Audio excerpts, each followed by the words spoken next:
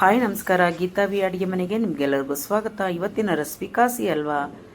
ನೋಡಿ, ಗುಂಬಳಕಾಯಿನ ತೆಗೆದು ಚೆನ್ನಾಗಿ ತೊಳೆದು ಇದನ್ನ ಈ ರೀತಿ ಕಟ್ ಮಾಡ್ಕೊತೀನಿ. ಕಟ್ ಮಾಡಿಬಿಟ್ಮೇಲೆ ಅದನ್ನ ಸಣ್ಣದಾಗಿ ಪೀಸಾಗಿ ಮಾಡ್ಕೊತೀನಿ. ಆಮೇಲೆ ಅದರದ್ದು ಚಿಪ್ಪೆ ತೆಗೆದು ಒಳಗಡೆ ಇರೋ ಬೀಜನ ಕ್ಲೀನಾಗೆ ತೆಕ್ಕೊಂಬಿಡ್ತೀನಿ.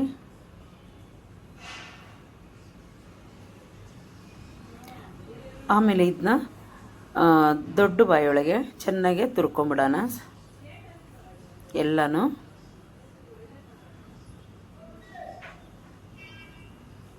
ನೋಡಿ, ಎಲ್ಲ ತುರಿದಾಯ್ತು. ಈಗ ಗ್ಯಾಸ್ ಹತ್ರ ಹೋಗೋಣ ಬನ್ನಿ. ಈಗ ಗ್ಯಾಸ್ ಹತ್ರ ಹೋಗಿ ಬಾಣಲಿ ಇಟ್ಟಿದ್ದೀನಿ. ಅದಕ್ಕೆ 1 ಸ್ಪೂನು 1.5 ಸ್ಪೂನಷ್ಟು ನಾನು ತುಪ್ಪ ಹಾಕ್ಕೊತೀನಿ. ಆಮೇಲೆ ಗೋಡಂಬಿ, ದ್ರಾಕ್ಷಿ ಇದೆಲ್ಲ ಚೆನ್ನಾಗೆ ಹುರ್ಕೊತೀನಿ. ಕೆಂಪು ಕಲರ್ ಆಗಷ್ಟು ಹುರ್ಕೊಳ್ಳೋಣ. ಸಾಕಾಗಿದೆ, ತೆಕ್ಕೊಂಬಿಡ್ತೀನಿ. ಈಗ ನಾನು ತುರಿದಿಟ್ಟಿರೋದು ಗುಂಬಳಕಾಯಿನ ಅದು 3 ಕಪ್ ಅಷ್ಟಿದೆ. 3 ಕಪ್ಪಷ್ಟು ಗುಂಬಳಕಾಯಿನ ನಾನು ಹಾಕ್ಕೊತೀನಿ. ಚೆನ್ನಾಗಿ ಆ ತುಪ್ಪದೊಳಗೆ ಚೆನ್ನಾಗಿ ಹುರ್ಕೊಂಬಿಡೋಣ. ಅಂದರೆ ಮುಕ್ಕಾಲು ಭಾಗ ಅದರೊಳಗೇ ಬೇಯಬೇಕು. ಅವಾಗವಾಗ ಸ್ವಲ್ಪ ಕೈ ಆಡಿಸ್ಕೊತಾ ಇರ್ರಿ.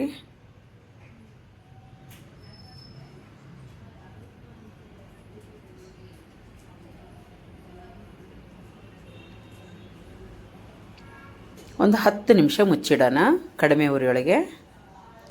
ಈಗ ತೆಗೆದು ನೋಡೋಣ. ನೋಡಿ, ಮುಕ್ಕಾಲು ಭಾಗ ಏನು ಫುಲ್ಲೇ ಬೆಂದೋಗಿದೆ, ಚೆನ್ನಾಗಿ ಬೆಂದಿದೆ. ನೋಡಿ, ನೀರು ಏನೂ ಹಾಕಬಾರ್ದು, ಹಾಲಾಗಲಿ ನೀರಾಗಲಿ ಏನೂ. ಈಗ ನಾವು ಅದಕ್ಕೆ 3/4 ಕಪ್ಪಷ್ಟು ಸಕ್ಕರೆ ಹಾಕ್ಕೊತೀನಿ. ಬೇಕಂದರೆ 1 ಕಪ್ಪಷ್ಟು ಸಕ್ಕರೆನೂ ಹಾಕ್ಬೋದು.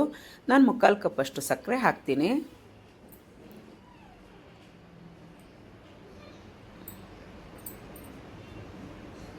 ಚೆನ್ನಾಗಿ ಅದನ್ನ ತಿರ್ಸ್ಕೊಳ್ಳೋಣ.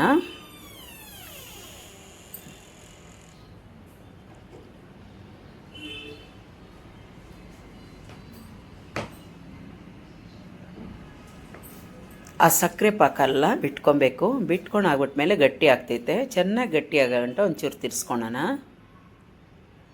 ಈಗ ನಾವು ಏಲಕ್ಕಿ ಪೌಡ್ರು ಒಂಚೂರು ಹಾಕ್ಕೊಂಡು ಒಂದು ಅರ್ಧ ಸ್ಪೂನಷ್ಟು ಏಲಕ್ಕಿ ಪೌಡ್ರು, ಮತ್ತು ನಾವು ಹುರಿದಿಟ್ಟಿರೋದು ಗೋಡಂಬಿ, ಬಾದಾಮಿ ಮತ್ತು ದ್ರಾಕ್ಷಿ ಎಲ್ಲ ಡ್ರೈ ಫ್ರೂಟ್ಸ್ ಹಾಕ್ಕೊಳ್ಳೋಣ. ಚೆನ್ನಾಗಿ ಒಂದು ಸತಿ ತಿರುಗಿಸಿ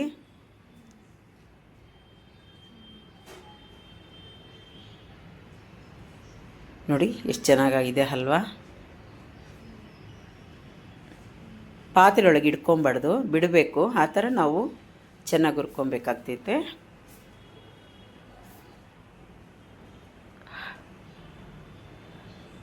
ಆಯಿತು, ಇಷ್ಟ ಆದರೆ ಸಾಕು. ಈಗ ಒಂದು ತಟ್ಟೆಗೆ ಸರ್ವ್ ಮಾಡ್ಕೊಳ್ಳೋಣ. ನೋಡ್ತಾ ಇದ್ರೆ ಈಗಲೇ ತಿನ್ನಬೇಕು ಅನ್ನಿಸ್ತೈತೆ, ಅಷ್ಟು ಚೆನ್ನಾಗಿದೆ. ಕೆಲವರು ಗುಂಬಳಕಾಯಿ ತಿನ್ನೋಕ್ಕೆ ಇಷ್ಟಪಡಲ್ಲ. ಈ ಥರ ಮಾಡಿಕೊಡಿ. ಇಷ್ಟ ಆಯಿತಾ? ಇಷ್ಟ ಆದರೆ ಪ್ಲೀಸ್ ಒಂದು ಲೈಕ್ ಕೊಡಿ, ಸಬ್ಸ್ಕ್ರೈಬ್ ಆಗಿ, ಪಕ್ಕದೊಳಗಿರೋ ಬೆಲ್ ಬಟನ್ನ ಕ್ಲಿಕ್ ಮಾಡಿ. ಥ್ಯಾಂಕ್ ಯು ನನ್ನ ವಿಡಿಯೋ ನೋಡೋದಕ್ಕಾಗಿ.